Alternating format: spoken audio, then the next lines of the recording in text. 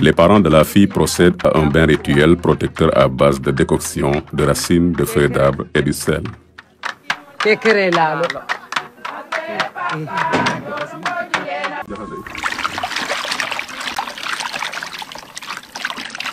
Dan dom ne malo danu jektenu kor jektenu wod wodanen jekteni wasik ubane fo apel kodu okay amin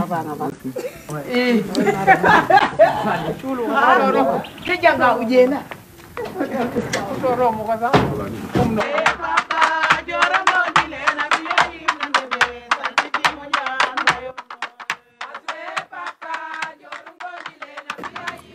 La future mariée se dirige vers le Foulang, petite cour où l'on procède d'ordinaire aux ablutions corporelles à l'abri des regards.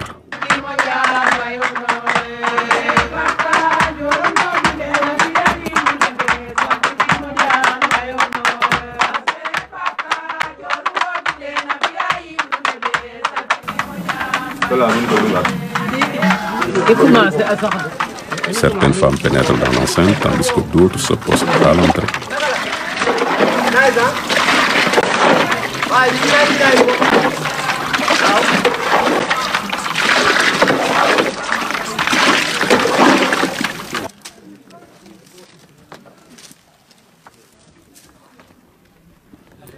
Après le bain, la future mariée se dirige vers la place publique en compagnie des jeunes mariés du village.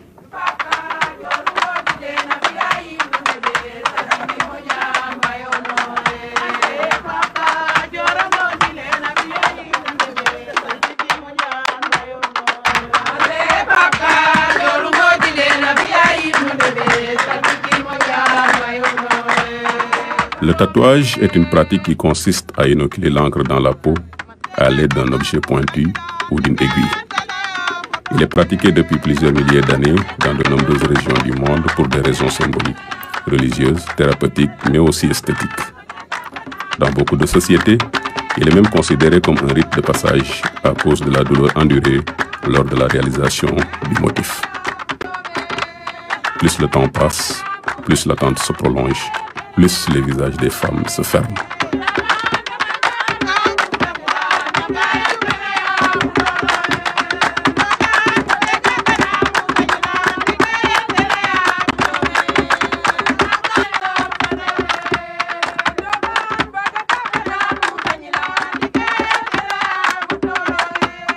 Alo langa yaga te igirof. Alo langa wala te yuf. Kaga jom ino. Yuf ke muk arom kel be charep. Toro mo ke kam sa ta fegenu. Choma na chom chuk andim ko ina tasimena. Nda ya choma ro manjo wali. E banja wali. Te ya choma ro manjo wali. Naga gimanege. Ukale. Ndo ma jegata jeg. Ndom jegate ko bab. Foko rumno. E ka ko pongo. To karebe na ken dik sa ya refa. Toute communauté a besoin de se ressourcer, de vivre à des périodes déterminées des moments de retrouvailles et de communion. Le mariage traditionnel chez les Sérères en est un exemple.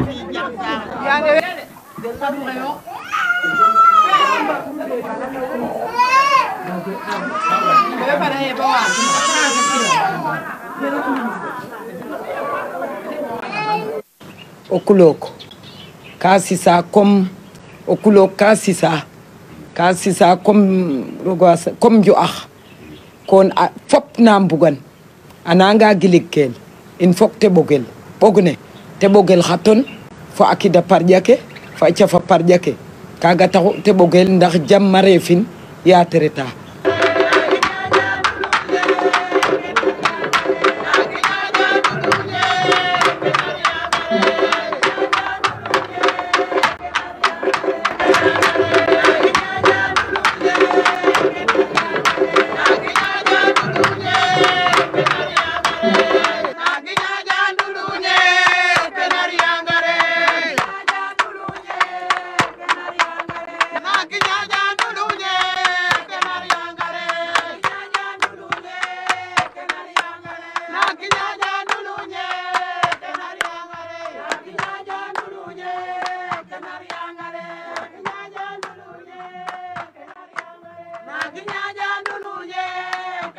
a ɓogange bo pare ɓognaga fapu tewum na muran de gulo ko andona ye den baktu murel na sate fe den def selbe ande fidin a ñango idin bo ngelna yamo kulo ko xeten taxuna ak le warel yete turena e gulo ko itam il faut que dem mañin maga illa ye mañu ñango nak kayona fu nak yanga a ñango anga baƴut telam tel ndax nak le warel yam ten taxute bugu warel ala ngay xa a it nak le woktel ala ngay i nak le xana wara ne lu ten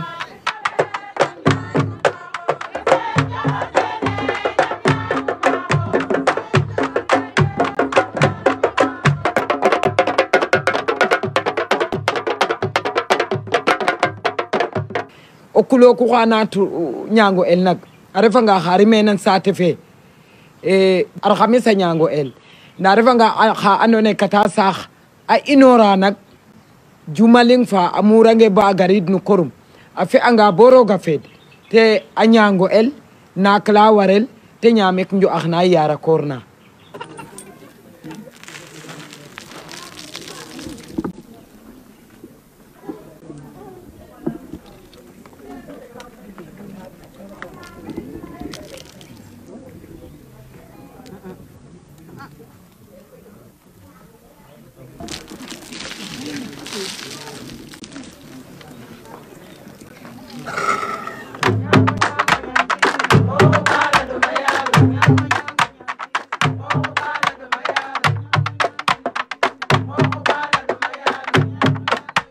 ndal ne a jega fujem a jega laalo a jega kaaf a jega ɗir a jega uƴang xaalis i ten refu rek yaal ndut ne a xoola yaal ndut ne saqna ndut ne o kiinu qoolu yo te wisin wiin we ndaxu kulo ko ɓiid jam a ɓiidu wod a ɓiidu xos kaaf ke ñaamel na jam a ɓodax na xa pudnu wi yaalum bo dara soɓ ke den teen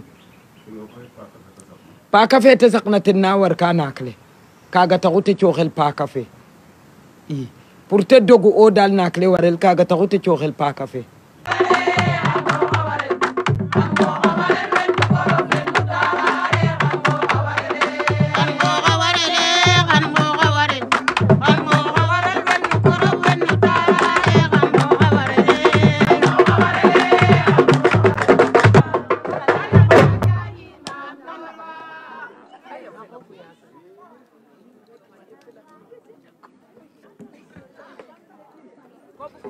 Le père, ainsi chargé de voiler la fille, égrène une série de conseils et de vœux. La blancheur du coton dont est tissé le pagne est en effet fréquemment associée dans les rites sérères à la blancheur des cheveux.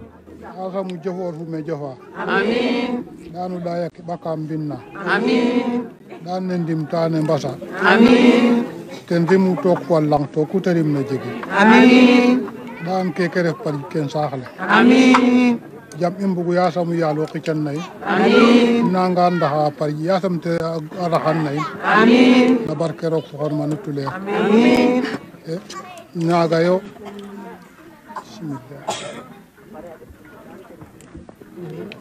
dan terefu kulok barke amin dan terefu kulok barke amin amal saxle amin saxle malit amin na barke fa puyay amin ne pay ne ran gitna xedan te moof bo adisel nen fufum amin roga gan yasam te fin amin jam imbugu ten yasamu yalla ko fiyanu ten amin na barke alquran amin jara ngeen jëf